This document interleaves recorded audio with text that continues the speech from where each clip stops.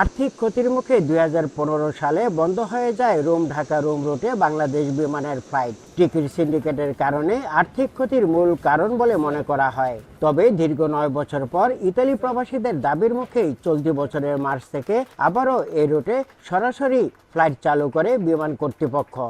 গেল 7 মাসে 86টি ফ্লাইটে 17,000-এরও বেশি যাত্রী বহন করে বাংলাদেশ বিমান।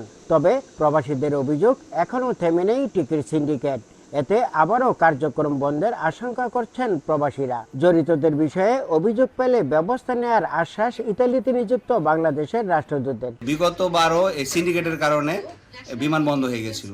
তবে আমরা সেই আতঙ্কে এবারও আছি, যাতে কোনো টিকেটের সিন্ডিকেট আরম্ভ না হয় এই ইতালির মাটিতে। জনক সেক্টর হিসাবে আমি জানি, তবে আমি আবারও এখানে আমি বলতে চাই, যদি কোনো সুনির্দিষ্ট অভিযোগ থাকে আমরা বিমান কর্তৃপক্ষ এবং যথাযথ কর্তৃপক্ষের সাথে এটা টেক আপ করব।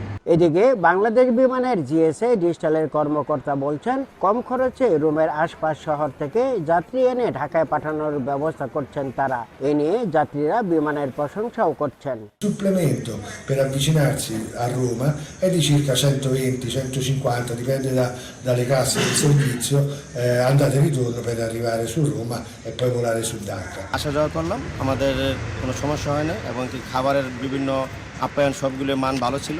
রোম ঢাকা রোম রুটে ইকোনমি ক্লাসে ভাড়া 660 ইউরো, কিন্তু বিজনেস ক্লাসে 1500 ইউরো ভাড়া রাখায় যাত্রী পাওয়া যাচ্ছে না। ইতালির অন্যান্য শহর থেকে একই টিকিটে বাংলাদেশিরা কানেক্টিং ফ্লাইটে ঢাকায় যাওয়া আসার সুযোগ পাচ্ছে।